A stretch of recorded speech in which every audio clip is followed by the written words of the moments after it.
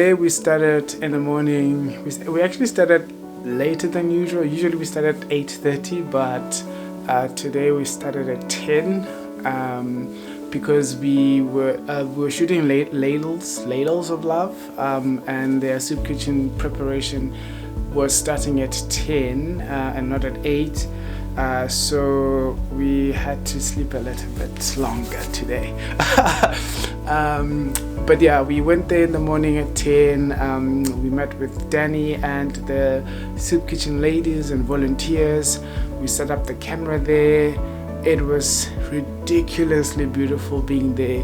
I mean, the energy, the service that these volunteers and these people are just giving was just like heart touching. I'm like, oh my gosh, I actually need to volunteer my time as well to impact other people in a positive way, and I think that's why I'm doing this series. I'm actually playing my part, and I think once you actually see this particular episode from Ladles of Love, you will be absolutely inspired to also play your part. Technically, today wasn't really challenging. We didn't have much of problems with the noise. I mean, the fridge was, because we're doing the interview in the kitchen where everything was taking place.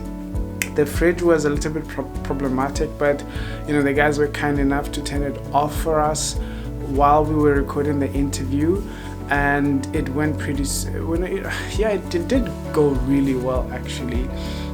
So we didn't have any problems with sound today, which was great.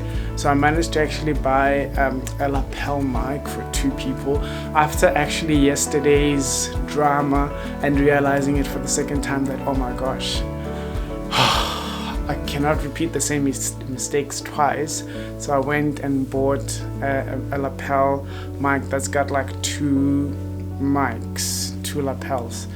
But yeah, it went absolutely fantastic with Ladles. You guys should just watch this episode. It's just going to inspire you, because I cannot fathom 15 million sandwiches or meals prepared for homeless people to eat, like since last year. I mean, that's mind blowing. Okay, so you guys just look out for that episode. It's gonna blow your mind. And then we ran a little bit out of time because the people were so much. The homeless people were so much, and we obviously couldn't leave them alone. So Danny had to be there, and then so our second interview was our second episode for that day for today was at Solaris Pass in Somerset West. So we had to drive like 45 minutes outside of Cape Town. We met with a gentleman called Marvin there. His story is incredible. It was difficult for me to understand and ask relevant questions because he was explaining and telling his story in Afrikaans. En toe het Redline besluit, okay, hy is klaar, maar ons gaat van Marvin support. So I had to ask the DOP, Lindsay, because he's colored, so he understood Afrikaans, so he helped me in that regard. Filming in Solaris Pass was crazy because we had to do some cutaway shots on the streets, and kids were just all over. Like, it was just crazy, and people were just staring. It was literally like we were doing like a political campaign, or we were celebrities of some sort, because all the eyes were on us, and it was quite daunting because it's a little bit of a township place, and you never know what's gonna happen. You never know if something terrible is gonna happen here or there. It was a little bit challenging and scary for that part, and also filming with kids, it's a whole process as well. Permissions, all these things, like how do you maneuver all that? So that was the challenging part about today. But the interview went really well. The guys were fantastic, and I also cannot wait for you guys to see that episode as well. It's beautifully shot. It's got beautiful people, beautiful locations as well. Yeah, let me think if there's anything I would love to. Yeah, I think that's it, guys. I think that's it for day 4, and tomorrow, day 5, is actually, as it stands, our last day for Cape Town. We're supposed to shoot with another person. The person who dropped us on Thursday last week was supposed to shoot with us tomorrow, but they also dropped us again.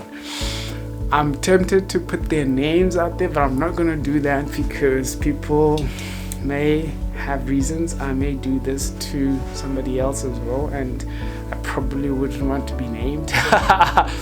But yeah, and I also had like terrible news today because Lindsay, the DOP, is only available to shoot with me until tomorrow. He's got another job when I'm in Joburg and in Durban. So the DOP that I was supposed to shoot with declined. All this time I thought he was on board because Lindsay told me that he's not available, but he got somebody to replace him for those days that he's not available. But it turns out that he's not available. Well, maybe he got another job that pays better. I really hate those, those people that you cannot necessarily trust. In that instance, I mean, if you are committed to a project and you're willing to negotiate and something comes up, I mean, I understand that money speaks, but do not commit and then change your mind because something better came. Rather say no from the beginning and wait in hope that something better will come, So I don't like that aspect about people, especially this guy. Yeah, I'm a little bit disappointed and devastated actually that I might not have a DOP for the leg of Durban, and I'm leaving in 2 days to Durban. So it's a little bit of a challenge for me at this point, not having a DOP for Joburg and Durban. But I've just put a post on Facebook to see if anybody would be available. And the another thing is also the quality change, because we're shooting on Fujifilm, so it might actually just, maybe somebody comes with a Sony camera or a Canon camera, so the quality might just be a little bit different, or the look, I don't know. I'm not a camera person, but hopefully it doesn't matter because everything is episodic. But the only thing is, if I release episodes that were shot by 2 different DOPs after each other, that might be it, but we'll figure that out later. Anyway, guys, thank you for watching this. See you guys tomorrow or on day 5's recap, because I don't know if I'm going to be releasing this every day or for me to warrant tomorrow. Or bye.